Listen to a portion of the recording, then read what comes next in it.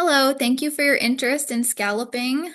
My name is Dr. Megan Moore, and I'll be talking to you today about how you can scallop in Pasco County and everything you might need to know before you go.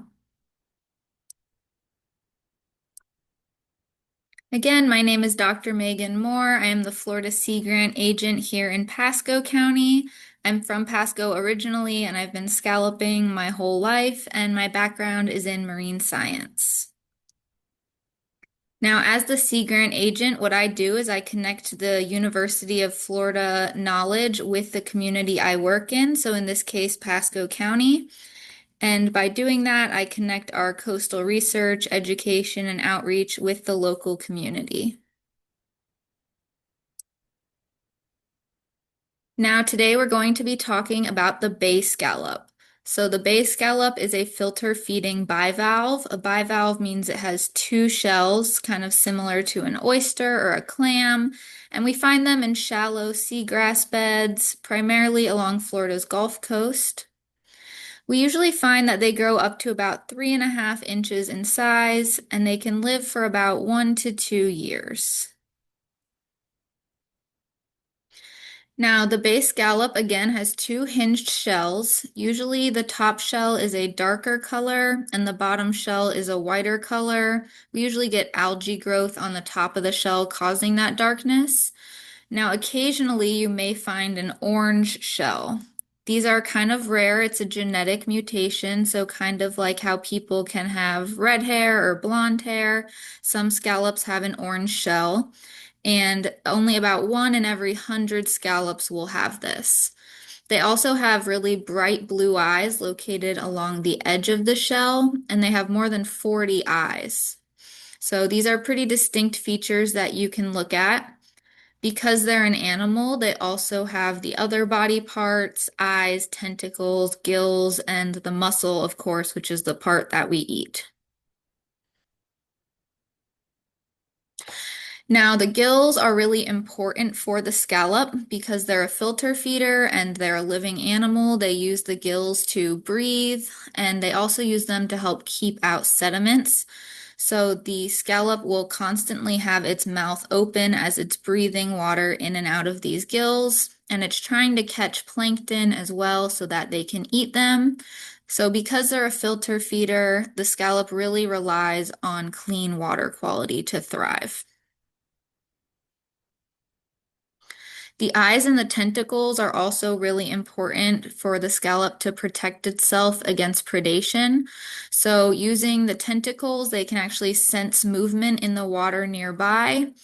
And although the eyes are not very advanced, they can sense things like light. So if you go scalloping, when you get close to the scallops, once they see your shadow, they'll usually shut their shell and try to hide from predators.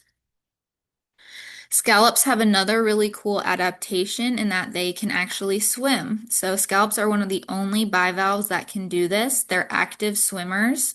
So they are able to open and close their shell and propel water out of the shell so that they actually move through the water. And they will do this to try to escape predators as well. Now, because they're an active swimmer, they have a pretty large muscle compared to other bivalves. So if you think about an oyster or a clam, you're going to eat the entire body of the animal. However, when we eat an oyster or when we eat a scallop, what we're eating is the muscle. So it grows big enough that we're not eating any of the gills or eyeballs. We're just able to eat that large white muscle meat. I have a video of the scallop here. You can kind of see it closing and opening its mouth, trying to escape, but of course it can't swim very well when it's out of the water. And this is shown on one of our scallop sorter tools, which I'll discuss in a little while. Now, the life cycle of the scallop is pretty interesting. As I mentioned before, they only live about 1 to 2 years, and in the Gulf, we see a time span closer to a year. But the scallop will release eggs and sperm into the water column as a type of broadcast spawning. So all of the scallops will kind of do this at the same time in the fall. And each scallop releases upwards of 1 million eggs. Now that's pretty amazing, the amount of scallops that are being released. Those eggs can then become fertilized, and for about 2 weeks, those larvae are kind of acting like a plankton, swimming around in the water, and they're looking for a nice seagrass bed to land in. So once they find seagrass, they'll attach themselves to the seagrass, and they'll actually live attached to those seagrass blades until they get large enough that they'll fall off and they'll live the rest of their lives kind of mixed in with the seagrass beds until the next season of fall comes around and they can spawn again. Now, although each scallop is producing nearly 1 million eggs, realistically, only 1 in every 12 million of those eggs will make it into adulthood. So, unfortunately, about 90% end up dying within the first 6 weeks. Lots of fish, other little animals will try to eat them when they're in their larval phase. And it's hard being that small. So if you see this image here, these are some really tiny baby scallops compared to a penny, and you can see just how small they are when they're first hatching. Now, when we're talking about the habitat that the scallops are living in, they really want marine waters. So they prefer a salinity of around 20 to 38 parts per thousand. The open ocean is around 35 parts per thousand, and freshwater is 0. So this range that they like is usually near shore to the coast. You still want marine water, but if we have a little bit of rainwater coming in, that's okay. Because they're filter feeders, they really want good water quality. And again, they really thrive in these seagrass meadows. We find them a lot in our area, mixed in with the manatee or turtle grass, which are both pictured here. And we find shoal grass as well. Now, because oyster or scallops are only living about 1 to 2 years, their cycling can change quite a bit from year to year. There's a lot of things that can impact the population of the scallops yearly. So things like high sedimentation can sometimes clog the gills of the scallops. Changes in rainfall can impact them. They don't want too much fresh water. Swings in temperature are not really ideal for the scallops. They don't really want it too hot or too cold. Of course, habitat loss, they really rely on these seagrass beds. So if we have any damaged seagrass, we don't see very good scallops in the following year. And then things like algae blooms can also impact the scallops. Because they're so delicious, a lot of things also like to try and eat them. So humans, of course, we harvest a lot of scallops every year. Other animals like octopus, crabs, and stingrays also really enjoy to try to eat a scallop. Now, historically, we actually had scallops stretching all the way from the other coast on West Palm Beach down and up through the Gulf and across the Panhandle. And there was significant amounts of commercial and recreational harvest during this time. By about the 1960s, the population of scallops was really significantly declining as habitat loss, overfishing, and changes in water quality started to impact the scallops. And by 1994, FWC started putting a ban on the commercial harvest and limited the recreational harvest of scallops. Today, we are seeing the population start to recover in some of these areas, and FWC allows commercial, or not commercial, only recreational harvest from Pasco County up through the Big Bend region and into Gulf County. And a lot of these populations were able to recover due to changes in harvest limits and restoration efforts. In Pasco County, our shutdown occurred for about 25 years. So from 1994 to 2018, no scallops, recreational or commercial, were allowed to be harvested. But starting in 2018, recreational harvest resumed, and we started with a 10-day season. And now in 2025 and 2026, we have upwards of a 40-day harvest season where you can recreationally go and catch these scallops. Now, there's different rules for the different regions that are allowed to harvest scallops. They have different dates that you're allowed to harvest, and in some cases, different harvest limits. So, depending on the area you're going to go scalloping, you want to make sure you check the FWC website to check the regulations in that area. You are allowed to catch the scallops either by hand, so by physically swimming and grabbing them with your hand, or you can use a small dip net, but those are the only two methods in which you're allowed to harvest the scallops. And something that has come up more recently is people asking about driving through closed zones to go scalloping. So, for example, in early July, Hernando County, which is in blue here, opens up, but Pasco County is still closed. So, in theory, you can put your boat in Pasco County at a boat ramp, drive up to Hernando County, go scalloping, and then drive back through Pasco County with your scallop catch. What's important is the direct transit part. This means that while you're in Pasco County waters, you cannot stop your boat at all. So you can drive up to Hernando, scallop, and then drive your boat straight back to the boat ramp without stopping. So for Pasco County this year in 2026, we are allowed to scallop from July 10th, which is a Friday, through August 18th, so about a 6-week season. You're allowed to go in state waters anywhere from the Hernando Pasco County line southwards all the way to the Pinellas County line. And actually, if you're familiar with the Anclote Island offshore, we have the Anclote Key Lighthouse, and the Anclote Key Lighthouse is actually the southernmost point in which you're allowed to scallop. So make sure you're lining yourself up with that and only going northward from that lighthouse. And you're also allowed to go in all waters of the Anclote River.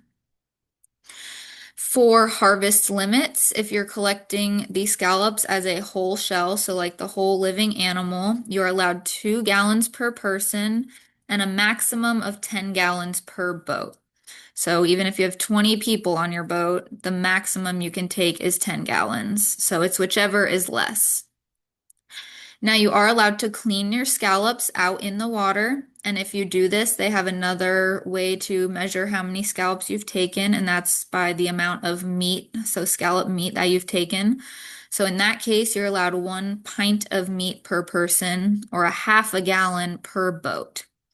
You don't really have to worry about these lining up. If you are a single person and you take your 2 gallons, when you clean them, it's going to be about 1 pint of meat. So if you're following one of these regulations, you are good to go. It's also important to note that if you are going scalloping in Florida, you must purchase a Florida saltwater fishing license, and this is done on the FWC website.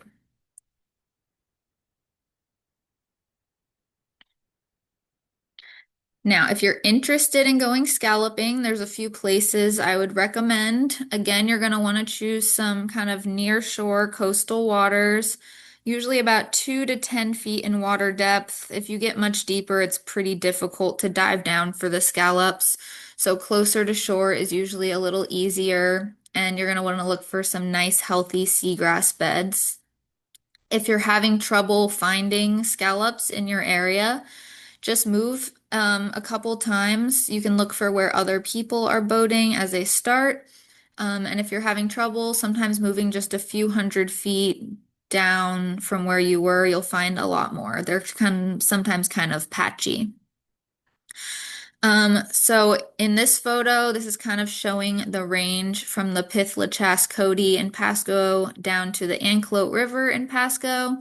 And really anywhere near the coast in between this area would be good. And some people go on the east side of Anclote Key State Park as well. But remember to stay north of that lighthouse. If you are not too familiar with the area, we have a few different places you can launch from. So if you have a boat, our 4 major boat ramps are Anclote River Park, Sims Park Boat Ramp, Nix Park Boat Ramp, and then Robert J. Strickland Memorial Boat Ramp. You can also go scalloping either by wading into the water or by using your kayak. And so some places where you could potentially launch a kayak to access the water would be Key Vista Nature Preserve, Eagle Point Park, Robert K. Reese or Green Key, Port Richey Waterfront Park, or Brasher Park. So you can usually look these up on a map source before you go and kind of see how far that is if you're kayaking or if you're planning on swimming out to get the scallops. So try to check that before you go. Now, because scallops rely so heavily on our seagrasses, we want to make sure that we're keeping our seagrass safe. Often we're going scalloping in areas where the water is not very deep. So you want to make sure if you have a boat or something with a propeller that you're avoiding running into the seagrass. When this happens, we get something called a seagrass scar. And this is either from the boat propeller digging into the seagrass or the boat hull actually coming into contact with the seagrass. This can cause pretty significant impacts. It can damage or kill the seagrass, cause erosion of the seabed, and sometimes these scars can actually get wider over time. And it causes habitat loss if we lose too much of our seagrasses for the scallops. Not to mention, it's not very good for your boat to run into the ground. In some cases, there are legal fines. In Pasco, we are part of the Nature Coast Aquatic Preserve, and so in some cases, there's a potential for fines if you damage the seagrass. If you are planning on going scalloping, there's a few things that you will need. First, you will need an FWC saltwater fishing license. Again, you can buy this on their website. You will need a dive flag, whether you're going off someone's boat, a kayak, or swimming out, you still need a dive flag with you.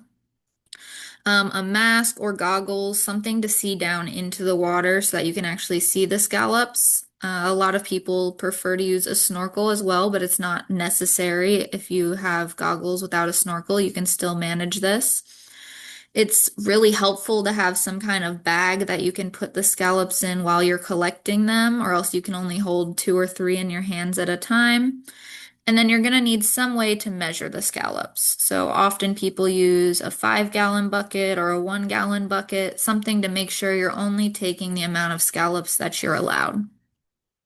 And then a few other things that you could use that could be beneficial, fins, gloves. It's always good to drink water, wear sunscreen, sun shirts, and lots of ice if you're planning on trying to clean the scallops while you're out on the boat. So, as I mentioned before, FWC, the Florida Fish and Wildlife Conservation Commission, requires the purchase of a saltwater fishing license. For a resident, it's about $17 per year. And for a non-Florida resident, you can get a 3-day pass for $17. So you can check this website here if you're interested in purchasing a license. Now, the other important rule that you have to follow is a dive flag. This is for the safety of the boaters and the scalloper in the water. So the dive flag is used whenever someone is swimming in the water. The dive flag must be a regulation dive flag, so you can see some images of those dive flags here. They have special regulations on the print of the design, as well as having the flag displayed with a metal wire so that it stands up. The flag must also be displayed at the highest point of the vessel so that you can see it from any direction. And then anytime a swimmer is in the water, the dive flag must be put up. And once all your swimmers are out of the water, the dive flag must be brought down. So you never want to keep your dive flag up if you don't have anyone in the water anymore.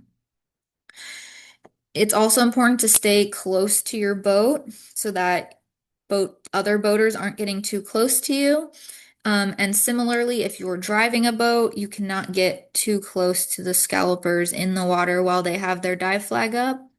And it's really best practices to go idle speed, so slow speed around anyone whenever there's a dive flag up, just for safety purposes. So again, you can check the FWC website for the specific regulations surrounding dive flags. And then there's always just a few other benefits and things to do to protect yourself. Have someone in the boat keeping an eye out for other people nearby. Pop your head up every once in a while and look around. Make sure the boats see you just as you can see them. And then have your safety equipment to keep yourself safe during the day. So once you're ready to go scalloping, you're going to identify a scalloping area. So again, those shallow near shore waters, you can look for where other scallopers are and kind of start with that until you learn how to identify those areas yourself. Put up your dive flag. And then once you get in the water, you're just going to float on the surface and look down into the seagrass. So the scallops are just going to be kind of nestled in between those seagrass leaves. And again, remember, they'd like to keep their mouths open. So usually you can see their eyes and their gills kind of looking up at you. It's kind of like an Easter egg hunt, so they're going to be a little bit hidden, but once you get a good technique of spotting them, you'll do really good. And then you can grab them with your hands or with a dip net to reach them. We, with Florida Sea Grant, recommend that you use a scallop sorting tool, which I'll talk about in a minute here. And then if you have that mesh bag, you can continue collecting scallops for a while until your bag's full, and you can bring them back to the boat and begin to ice the scallops down. Here's a little video of what it might look like if you're scalloping. So this is what some of the seagrasses look like in Pasco County, and maybe you can see at the bottom here a scallop sitting in the seagrass. Again, there's his little mouth being open, and you can just reach down with your hands and grab them. They don't usually snap at you. Sometimes they'll try to swim away from you, but you can usually catch them pretty easily. Here's another video. So you just swim right along at the surface. It's the easiest in shallow water, and you can just simply dive down a foot or two and grab them out of the water. Now for our scallop sorter tool. So Florida Sea Grant has developed this scallop sorting tool, and we recommend that scallops less than 2 inches in size are returned to the water. So this scallop sorting tool, there's two versions shown here. They have a 2-inch hole in the center of the sorter. And so as you're collecting the scallops, you measure them in the hole. And if they're smaller than the hole and they fall through, that scallop is considered to be small. So that means it hasn't had a chance to spawn yet. So by returning it back to the water, it can grow for a few more months and spawn in the fall and support our scallop season for next year. Now, this is not a legal requirement by FWC, so it's not required to use a scallop sorter, but we highly recommend it if you would like to support our future scallop populations and conserve this resource. So the easiest way is to bring the sorter with you. It has a wrist strap, and you can catch the scallops, measure them quickly, and return them to the water while you're already swimming if you're in there. In 2026, we have a few different sites where you can pick up these scallop sorter tools for free, and I'll put that information up later in the talk. Here is a video of using that scallop sorter tool. So you can see you carry it with you in the water. This scallop would have been large enough. It did not go through the hole, so this would be a keeper scallop. Now, for just a few more tips for you, if you're having trouble spotting the scallops, again, they usually have their mouths open and those blue eyes will kind of reflect light at you. So you can look down into the seagrasses and look for those open mouths and striped gills. If the seagrass is too thick and you're having trouble kind of identifying them in the seagrass, often there's sandy patches. And sometimes we'll find the scallops in those sandy patches or right at the edges of where the seagrasses are. And sometimes they're a little bit easier to spot there. In this top image, you can also see some brown algae, and I find that the scallops tend to like to be in that brown algae. So if you see that, usually you can find a scallop or two. If you're not sure where to go, again, look for where the other boats are going. Usually they're there because they're finding scallops, so you probably will too. But don't be afraid to move your boat around every once in a while. Another tip is to swim slowly. These scallops are very good at camouflage. That's one of the ways they have survived so long. So by going slowly and kind of swimming in a grid pattern, you can find them more easily, and not just swim right past them. And then I always recommend checking the tides because it's a lot easier to swim down and grab the scallops if you're in about 2 to 4 feet of water versus 8 feet of water. If you're not a strong swimmer, it's going to be a lot easier for you to get them in the shallower water as well. Here's another little video. This is some of that brown algae I was talking about before. So you can see a scallop there in the grass and just nestled into this brown algae. So kind of look for some of those patches if you're having trouble identifying some.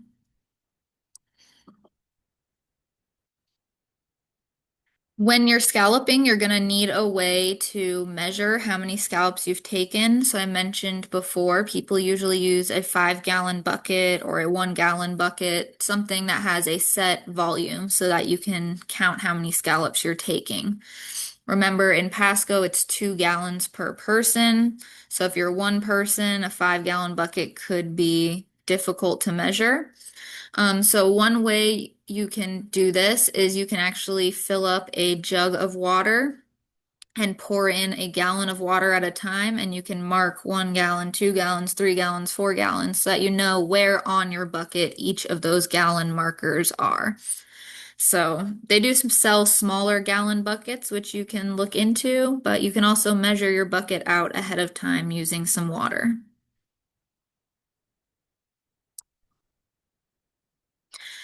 Because scallops are a living animal and they're meat that we're planning to eat, it's important to handle them with care so that we don't have any foodborne illnesses.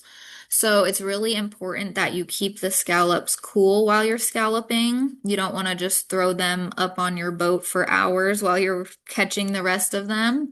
So there's two good methods for keeping your scallops cool and safe while you're continuing to catch the rest of your limit. The first is to keep them on ice. So you're going to want to bring a lot of ice with you. The scallops are pretty warm, so the more ice you have, the better. The ice will help the scallops to die rather quickly, and when they die, they open up their shell, and this makes it a lot easier to clean the scallops. So if you're going to clean them on the boat, icing them down while you're catching them is going to be very helpful. And you're going to want to drain out any of that melt water that's occurring. So keep the drain plugs out of your coolers while your scallops are cooling. If you aren't able to bring a large amount of water with you on the boat, the other great option is to keep the scallops alive while you're continuing to scallop. So you can throw them in a mesh bag and actually hang them over the side of your boat so that the scallops are staying alive just in the water as you're scalloping. They're not going to contact any foodborne illness while they're still alive, so that's a great option. So keep them in the water until you're ready to go back to land if you're not able to bring ice with you. Now, once you're ready to start cleaning your scallops, there's a few different methods that people use, but this is the way I find to be the simplest. You can use a scallop shucker, shown in this image here. You can use a butter knife, a spoon, or I even like to use the shell of another oyster or scallop after I've cleaned a few. You're going to want to keep them on ice or somewhere cool so that the shell starts to open and has a gap that you can get into the scallop once they've died. You're going to use that tool to slide it along the top side of the shell and cut the meat. So the meat, the muscle is going to be attached to both of the shells, the top and the bottom. So you want to slice at the very top, avoiding cutting too much of the meat off. And then you can remove the top shell. And then because when we eat scallops, we're only interested in the muscle, you can scoop out all those other body parts. So you'll remove what I'd call the guts, the eyes, the gills, the liver, all that stuff. And it will easily scoop out of the shell. And what you'll be left with is the other half of the muscle attached to the other shell. And once you have that, you can scoop that off with your knife, and you'll be left with that little piece of scallop meat. And then you'll repeat that about 200 times with the rest of the scallops that you've caught that day. Make sure as you're cleaning them, this can sometimes be a timely process, so keep the meat cool with a bucket of ice or something as you're continuing to clean them. When we're cleaning the scallop shells, you're producing a lot of waste. So you have both halves of the shell and you have all of those guts that you're scooping out. So you want to make sure that you're discarding these in the proper areas. We don't want all that organic matter decaying in stagnant water like canals and things. And we don't want to dump the shells anywhere that they can cut up people's feet or bury the seagrass. So the best way to get rid of these shells is to distribute them in deeper water where the currents are flowing nicely and spread the shells out as much as you can. Try not to just dump the whole bucket in one spot. Or if you're cleaning them at your house or back on land, you can simply throw the shells and the guts away in a trash bag in your trash can, and then you don't have to worry about disposing them in the water. So just try to avoid dumping them in really shallow areas where people frequent. We don't want to dump them directly on the seagrass, in springs, near boat ramps, or places people swim. So after you've cleaned all your scallops, you can keep the meat in your fridge for about 2 days. So really you want to eat it pretty quickly, but it's pretty delicious. So I think you would want to eat them as quickly as you could. And then if you want them to last longer, you can store them in your freezer for up to 3 months. We don't recommend that you store them in water, so dry them off before you freeze them in a Ziploc baggie. You can see in this image some of that opaque meat. And once you start cooking it, it'll turn more of a solid white color. And that's when you know it's cooked thoroughly. Occasionally, you'll see some of these pinker scallops. This is actually just part of the natural process. The scallop roe can actually impact the color of the scallop meat. It's perfectly safe to eat.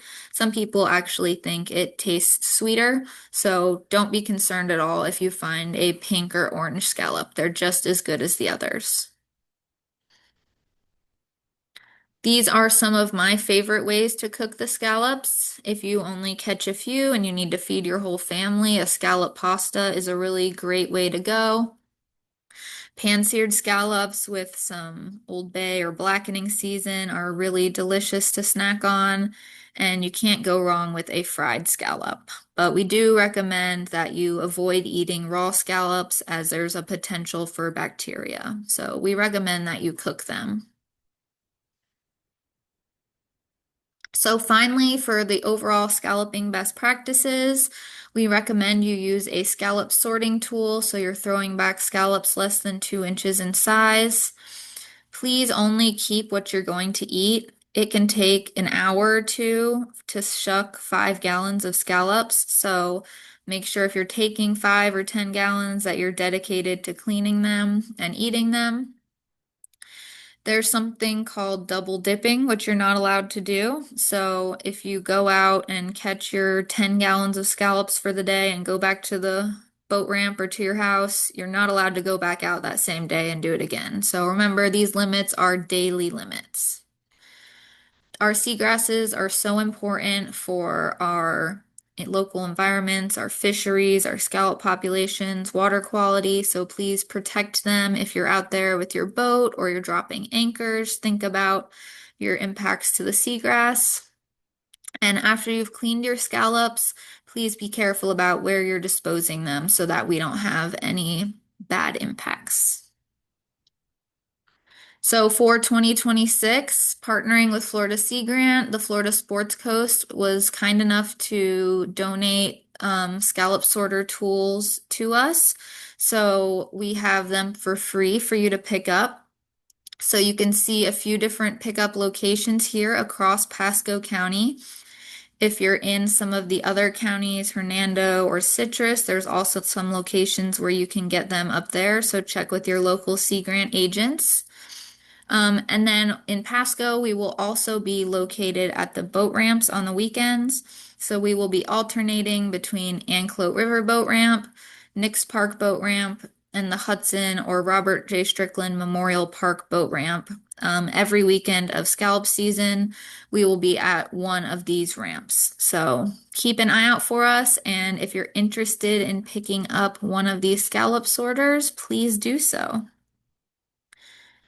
That is all for this talk today. Thank you all for watching. If you want to take this survey, you're more than welcome. All your feedback really helps to support me and this program. If you have questions, please reach out to me. My phone number and email are on here. And if you follow us on Facebook, you'll see all of our upcoming events. We'll see you next season.